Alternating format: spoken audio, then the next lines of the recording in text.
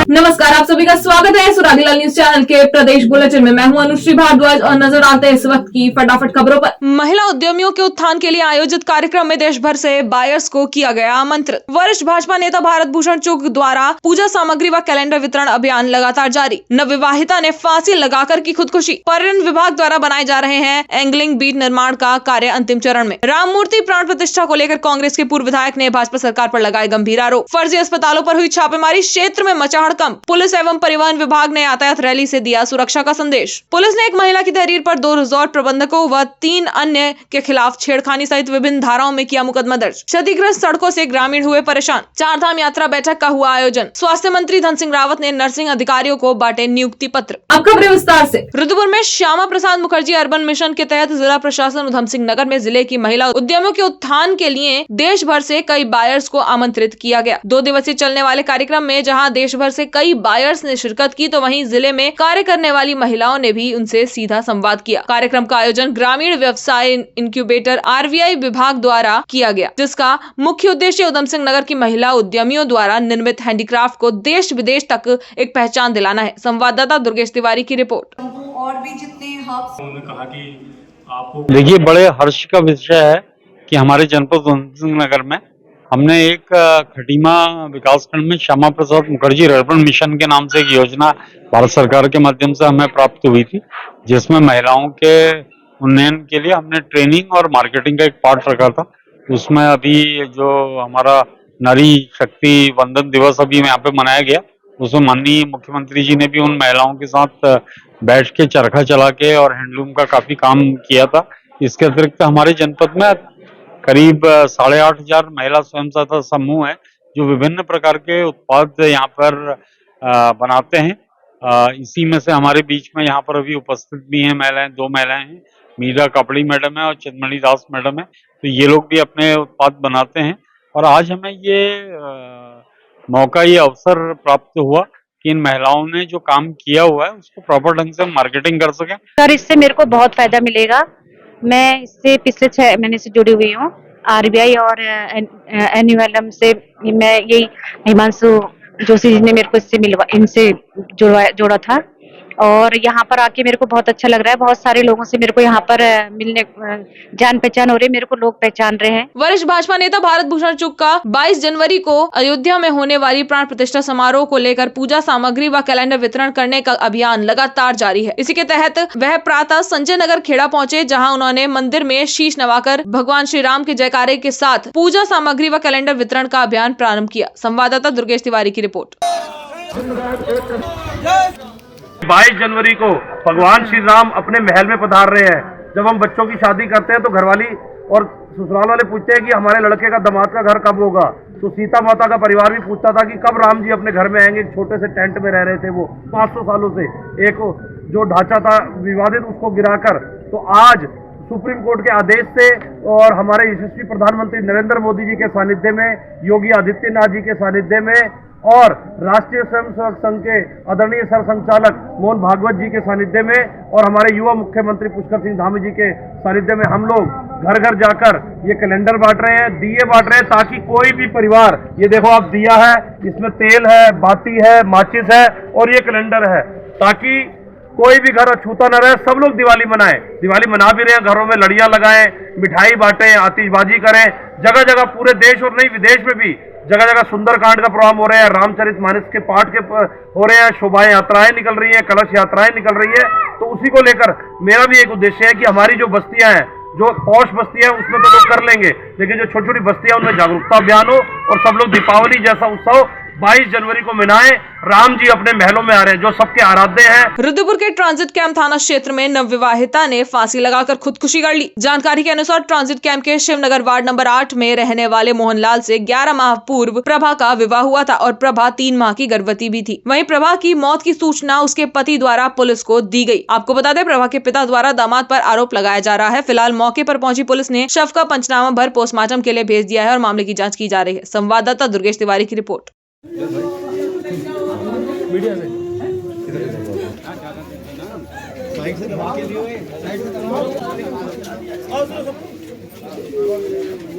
आज शाम को करीब 7:30 बजे मोहनलाल द्वारा थाना ट्रांजिट कैंप में आके बताया गया कि उनकी पत्नी है जो प्रभा, उन्होंने अपने घर में फांसी लगाकर आत्महत्या कर ली है, ऐसा उनका कहना था। इस सूचना पर सभी पुलिस के थाना जो प्रभारी हैं, थाने के बाकी कर्मचारी यहाँ पर पहुँचे। इसके मैं भी यहाँ पर आई। फिर हमने यहाँ के तहसीलदार जो हैं रुद्रपुर के, उनके समक्ष उनकी प्रेजेंस में बाकी पूरी कार्रवाई की और जितने भी आगे का प्रोसेस है वो हम फॉलो अप लेंगे इसका। अभी जो हमें अभी सामने हमारे आया है कि ये इनकी शादी पिछले साल फरवरी के महीने में हुई थी। अभी तक कोई जानकारी प्राप्त नहीं हुई है। अभी हम लोग बाकी सबसे पूछताछ कर रहे हैं और सूचना जुटा रहे हैं। जैसा भी होगा आगे बताएंगे इन्वेस्टिगेशन। सजा दो घर को गुलशन सा, अवध में राम आए।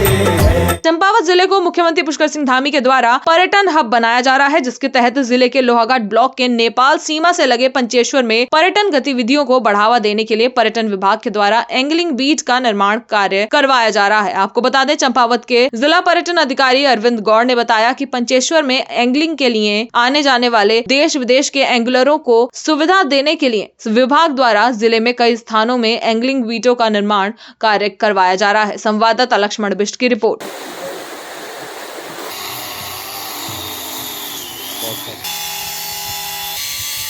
मंगलवार को रामनगर में कांग्रेस कार्यालय में मकर संक्रांति पर्व को लेकर माघ खिचड़ी भोग का आयोजन किया गया। कार्यक्रम में मौजूद कांग्रेस के वरिष्ठ नेता एवं पूर्व विधायक रणजीत सिंह रावत ने कहा कि रामनगर में कांग्रेस कार्यकर्ताओं द्वारा ये आयोजन हर वर्ष किया जाता है। तो वहीं उन्होंने आगामी होने वाले लोकसभा चुनाव को लेकर ये भी कहा कि कांग्रेस देश का सबसे पुराना राजनीतिक दल है और वे चुनाव को लेकर पूरी तरह से तैयार है। संवाददाता राजीव अग्रवाल की रिपोर्ट। ये सूर्य उत्तरायण में चले गया है। मकर संक्रांति कल थी। कल हम लोगों की राष्ट्रीय प्रभारी शैलजा जी देहरादून आई थी, तो इसलिए इस कार्यक्रम को आज किया गया है। माघ का महीना शुरू हो चुका है। इस माघ के महीने में पूरे उत्तराखंड में जो है माघ की खिचड़ी का आयोजन किया जाता है। तो आज यहाँ और वर्षों की भांति हमने भी कार्यालय में माघ खिचड़ी का आयोजन किया। चुनाव के लिए हम तैयार हैं। देश का सबसे पुराना राजनीतिक दल है। हमारे पास चुनाव के लिए पूरा इंफ्रास्ट्रक्चर है। बूथ लेवल तक की हमारी कमेटियां बनी हुई हैं और अनुभव है। चुनाव को मजबूती से लड़ेंगे। जनपद उधम सिंह नगर के जसपुर क्षेत्र अंतर्गत कल देर शाम अपर जिलाधिकारी के नेतृत्व में राजस्व विभाग और स्वास्थ्य विभाग की संयुक्त टीम ने अस्पतालों पर छापेमारी की, जिसमें 2 अस्पतालों में अनियमितताएं मिलने के बाद उन्हें सील करने की कार्रवाई की गई। वहीं प्रशासन की छापेमारी से क्षेत्र में हड़कंप मच गया। संवाददाता दीपक चौहान की रिपोर्ट।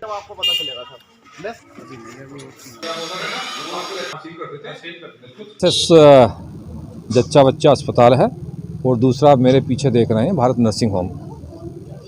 तो इन दोनों अस्पताल के बारे में सूचना मिली थी कि ये अवैध रूप से चल रहे हैं और इनका रजिस्ट्रेशन नहीं है। यद्यपि एसएस हॉस्पिटल वाला के पास रजिस्ट्रेशन अस्थायी रजिस्ट्रेशन था, लेकिन जब उसकी चेकिंग की गई तो वहाँ कोई डॉक्टर नहीं पाया गया। जो उसके अपने आप को ऑनर कह रहे थे, मालिक कह रहे थे, उनके द्वारा बताया गया कि डॉक्टर जो पिछले 1 महीने से नहीं आए हैं।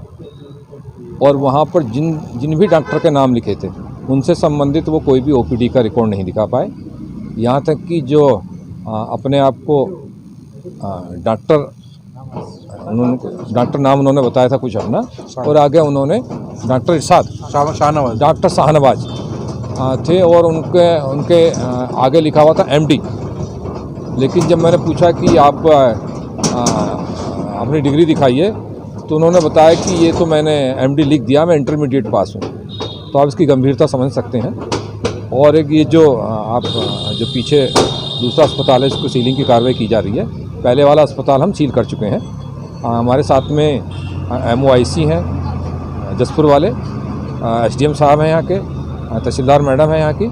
ये पूरी टीम के साथ इस पर कार्रवाई की गई है। सड़क सुरक्षा माह के तहत रामनगर कोतवाली पुलिस ने यातायात सड़क सुरक्षा सप्ताह रैली निकाली। ये रैली कोतवाली रामनगर से रानीखेत रोड लखनपुर होते हुए भवानीगंज में समाप्त हुई। आपको बता दें, सड़क सुरक्षा माह के तहत रामनगर कोतवाली पुलिस ने सड़क सुरक्षा सप्ताह रैली निकालते हुए लोगों को सड़क सुरक्षा के नियमों की जानकारी देने के साथ ही लोगों को जागरूक भी किया। संवाददाता राजीव अग्रवाल की रिपोर्ट। ये सड़क सुरक्षा सप्ताह हम लोग हर वर्ष मनाते हैं। इस वर्ष भी मनाया जा रहा है। 15 जनवरी से लेकर के 14 फरवरी 2024 तक ये सड़क सुरक्षा माह मनाया जा रहा है। और इसमें हम लोग पुलिस विभाग के साथ, परिवहन विभाग की टीम के साथ एक रैली निकाल रहे हैं रोड सेफ्टी पर, और लोगों को जागरूक कर रहे हैं कि सड़क सुरक्षा से संबंधित नियमों का पालन करें, और साथ में पम्फलेट वगैरह भी बांट रहे हैं और स्टिकर वगैरह भी चिपका रहे हैं वाहनों पर कि रोड सेफ्टी से संबंधित जो प्रावधान है उनको लागू करें और सड़क पे सुरक्षित रहें। रामनगर कोतवाली पुलिस ने एक महिला की तहरीर पर कोर्ट के आदेश के बाद 2 रिजॉर्ट प्रबंधकों एवं 3 अन्य लोगों के खिलाफ विभिन्न धाराओं में मुकदमा दर्ज कर मामले की जांच शुरू कर दी है। संवाददाता राजीव अग्रवाल की रिपोर्ट। देखिए, माननीय न्यायालय के आदेश पर एक अभियोग हमारे द्वारा पंजीकृत किया गया है, जिसमें उसने जो जीएम है रिजॉर्ट्स के, वो एक उनका साथी था और एक जिस रिजॉर्ट में वो महिला पार्टी के लिए गई थी, वहाँ पर दोनों के विरुद्ध उसने अभियोग पंजीकृत कराया है मारपीट और छेड़छाड़ की धाराओं में। हमारे द्वारा मुकदमा पंजीकृत कर लिया गया है, हमारे द्वारा विचारणा की जा रही है। चाहे तो एक साथ होनी चाहिए, सब लोग एक साथ बैठना ही नहीं चाहते। पापा, try this. लो, सब लपक लिए।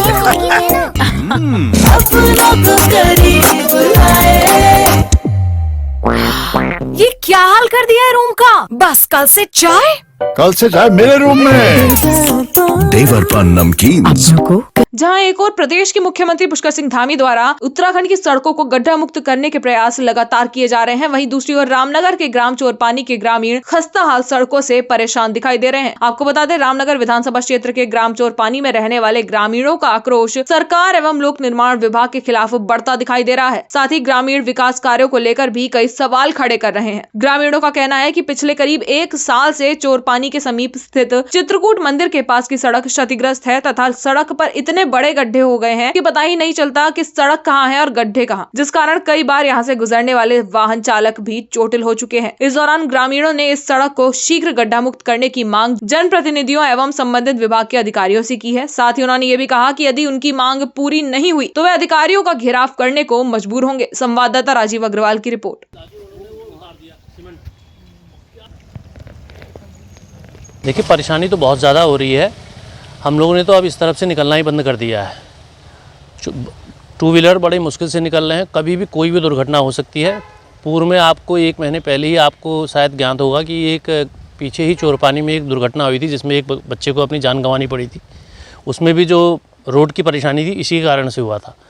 एक तरफ हमारे जो प्रदेश के मुख्यमंत्री जी हैं, वो चाहते हैं कि हमारा प्रदेश जो है गड्ढा मुक्त हो जाए और सड़कें बने, लोगों को जो है सहूलियत हो, लेकिन इस तरफ किसी का ध्यान नहीं है। हमारे ग्राम चोरपानी में ये सड़क जो हमारे मंदिर के बिल्कुल सामने है, यहाँ पर इतना बड़ा हमारा मंदिर है, जहाँ पर आए दिन कोई न कोई जो है उत्सव त्यौहार होते रहते हैं। आला नेता भी यहाँ पर आते हैं और उसके बाद यहाँ पर इतनी सारी पब्लिक जो है गुजरती है, लेकिन इस तरफ किसी का ध्यान नहीं है। और पिछले कई दिनों से ये व्यवस्था जो है बिगड़ी हुई है और कभी भी कोई भी अप्रिय दुर्घटना यहाँ घट सकती है।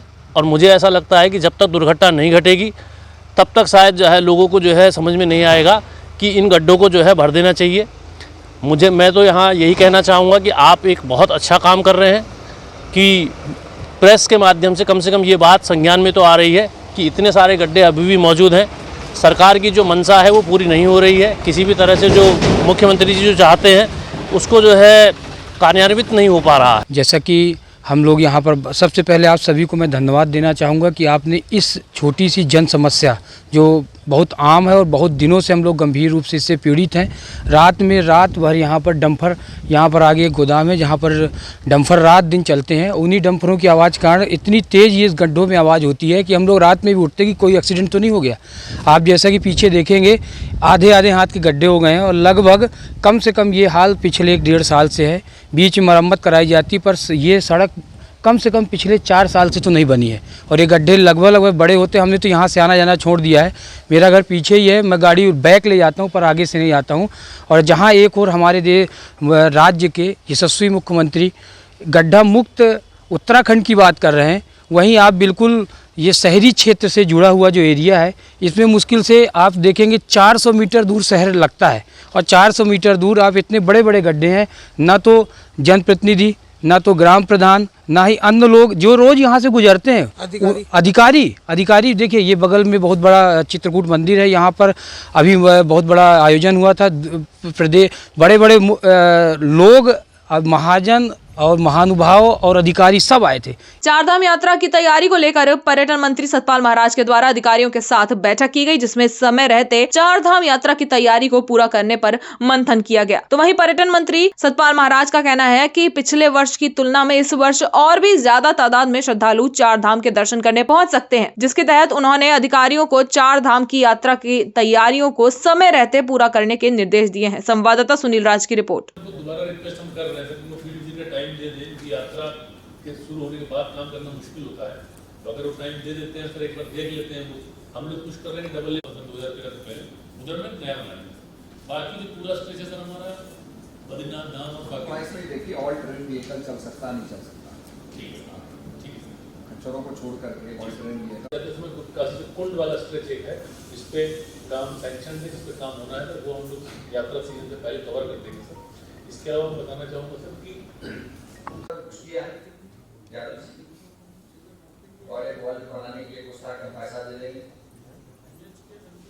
पहली बैठक है, ये यात्रा बड़ी महत्वपूर्ण होने वाली है और हम ये अपेक्षा कर रहे हैं कि और भी ज़्यादा यात्री यहाँ आएंगे और हमारे चार धामों का दर्शन करेंगे। तो पहली बैठक यह है, इसमें सभी लोगों को बता दिया गया है तैयारी करिए, क्योंकि कुछ स्ट्रक्चर बनना होता है।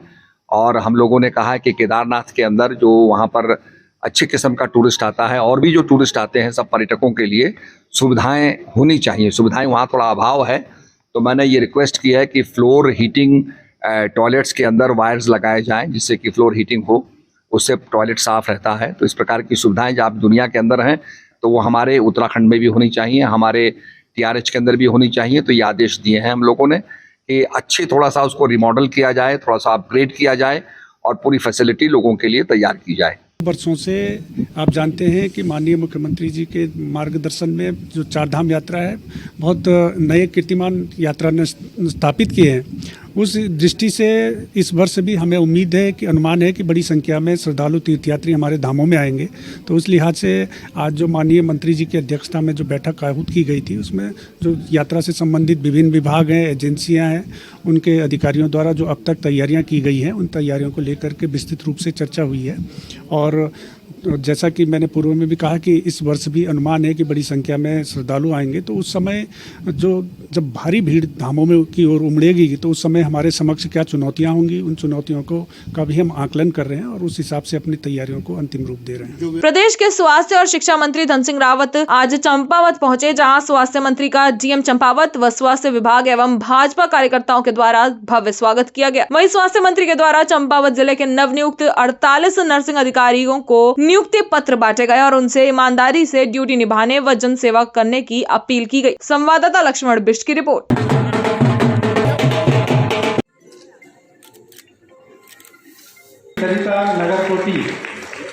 जिले में हमने 58 नर्सिंग अधिकारियों को नियुक्ति पत्र दिए हैं और हमारी सरकार लगभग 11,000 लोगों को स्वास्थ्य विभाग में नौकरी देने का एक संकल्प हमारे मुख्यमंत्री जी और हमने लिया है और लगभग 3,000 नर्सिंग अधिकारियों को आजकल हम वर्षवार नियुक्तियाँ दे रहे हैं।